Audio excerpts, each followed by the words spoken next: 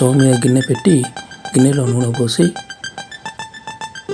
పోని వేయవలను. పోని వేసాక అంతకుముందే కూరగాయలను కట్ చేసుకొని సిద్ధంగా ఉంచుకోవాలను.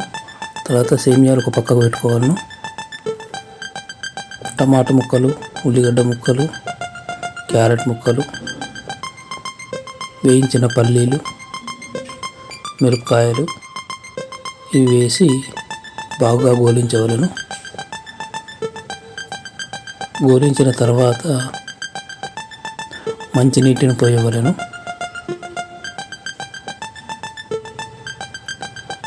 మంచినీటిని పోసిన తర్వాత తగినంత ఉప్పును వేయవలను.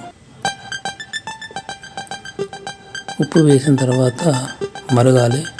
మరిగిన తర్వాత దాంట్లో సేమియాలు వేసుకోవలను. మూత పెట్టవలను చిన్నగా మంట పెట్టుకొని.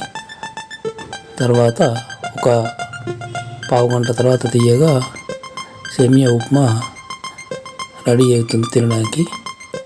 ఈ విధంగా సేమియా ఉప్మా తినడానికి సిద్ధంగా అవుతుంది.